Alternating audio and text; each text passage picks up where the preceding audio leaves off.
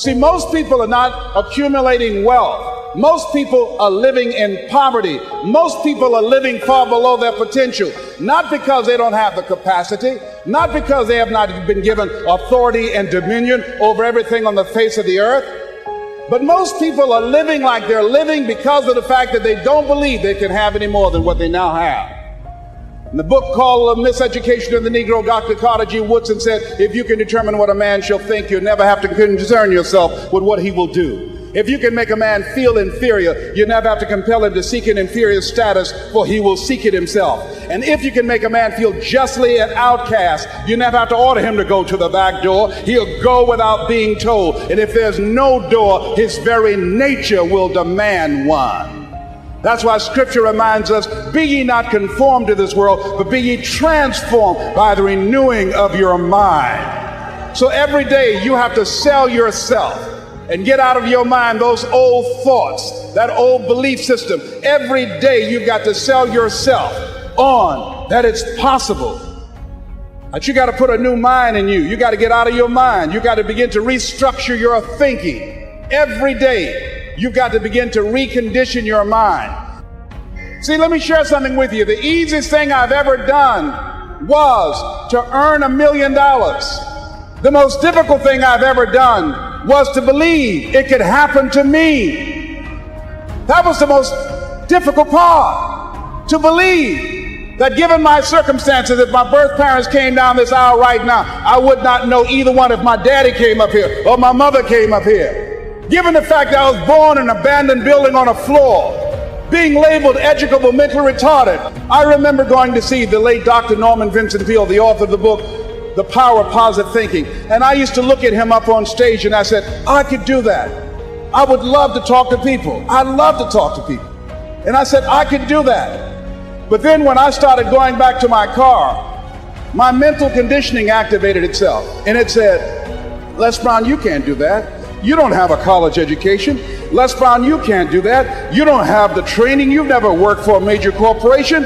You can't do that. What makes you think you can earn $5, $10, $15, $20,000 in an hour? You don't earn that now working for 2 or 3 months. What makes you think that you can speak for AT&T, Procter & Gamble, McDonald's Corporation, General Electric? These are clients I have now. You've never even worked for them. How many of you ever thought about something you wanted to do and you talk yourself out of it? Raise your hand if you know what I'm talking about. That inner conversation is what's going to haunt you after standing here and saying, I can do all things through Christ who strengthens me. After saying that again and again, we are more than conquerors. That inner conversation will cause you, when you leave here, to go back leading a life of mediocrity, leading a life of unproductivity, leading a life of poverty. So I'm going to share with you how to break out of that. Whatever it is that you want to do, ladies and gentlemen, here's something that's very key for you. There must be on your part a willingness to do what is required, a willingness. If there are 75 things to do to achieve your goal, if there's one thing on that list of 75 that you're not willing to do, I guarantee you that's the first thing that will come up for you and will kick your butt. See, I always wanted to be a speaker and a trainer. I wanted to make an indelible impact in the training industry, but I didn't want to be a businessman. I'm a first-generation entrepreneur in my family. Because I was told I was dumb and stupid most of my life, I unconsciously developed a tremendous phobia about paper. If you say, let's write me a speech, I automatically become nervous. I can't write you a speech, but I can give you a speech. But I can't write you one. I can't tell you the principles of speaking and what it takes, but I can demonstrate it for you. I can show you how to speak, but I can't give you a written explanation for it. I'm not smart like my sister who graduated from the University of Miami. But I have people on my staff with her education that work for me.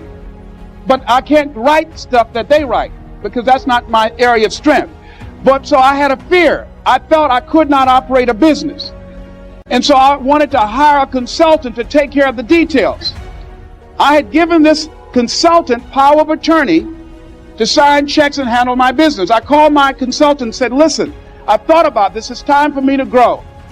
I've got to be willing to handle my own business. I want to meet with you. I need to develop a working knowledge of this. I've got to stop running from this. I've got to learn, admit my ignorance, and decide it doesn't have to be like this for me. To make a long story short, my consultant canceled 14 meetings with me. And when I finally got my books back and have not seen my consultant to this day, I knew why. That thousands of funds have been embezzled from my account. Now, whatever happened in our lives, we allow it, we permit it, and we promote it.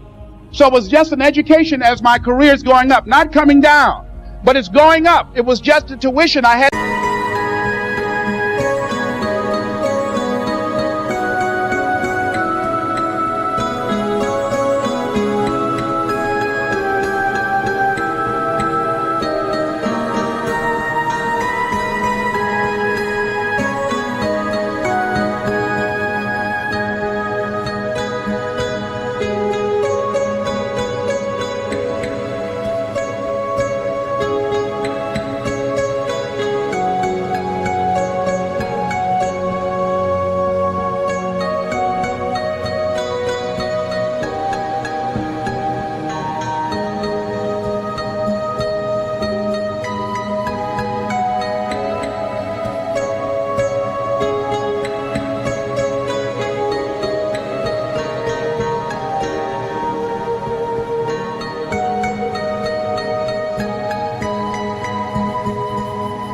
In the universe because I wasn't willing to learn.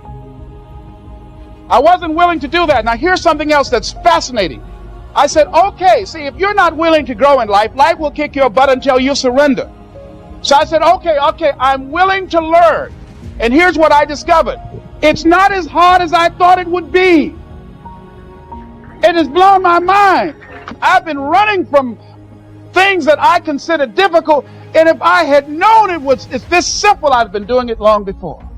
But I wasn't willing to grow. I wasn't willing. I didn't have the willingness to do everything that was required, and therefore it kicked my butt. So you've got to decide to grow. See, most people won't try and grow. Now, why wasn't I willing to do that, ladies and gentlemen? Because I didn't want to fail. I didn't want to look stupid. I didn't want to admit the fact that I didn't know something. 85% of people in life allow their fear of failure to outweigh their desire to succeed. See, if you know how to do something right, well, it only makes sense to do it right. But see, I wasn't willing to be a businessman badly.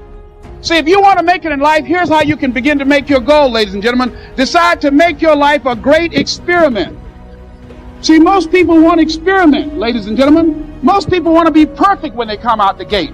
Most people want to do things right all the time. You're not going to do everything right. You're going to make a lot of mistakes. You're going to have a lot of failures. You're going to have a lot of struggles. You're going to feel dumb and ask questions and don't know what to do or where to go. And that's part of growing. That's part of the experimentation process. See, life is about living. Life is about growing. Life is about challenging self. Life is about stretching. So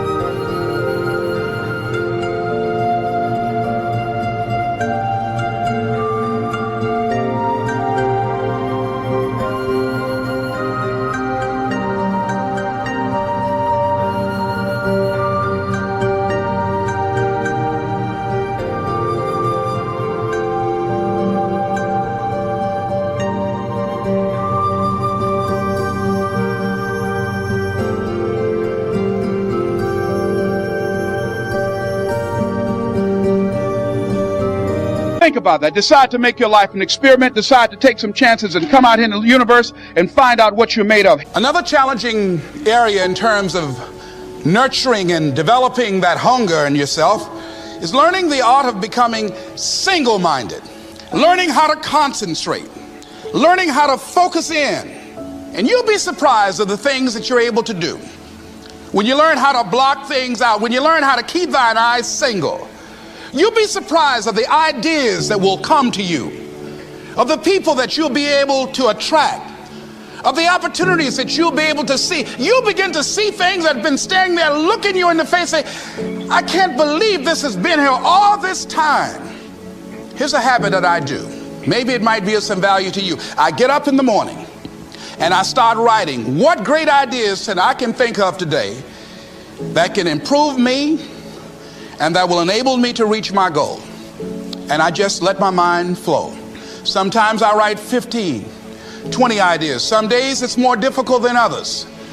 It was Whitney Young. He said, it's better to be prepared for an opportunity and not have one than to have an opportunity and not be prepared.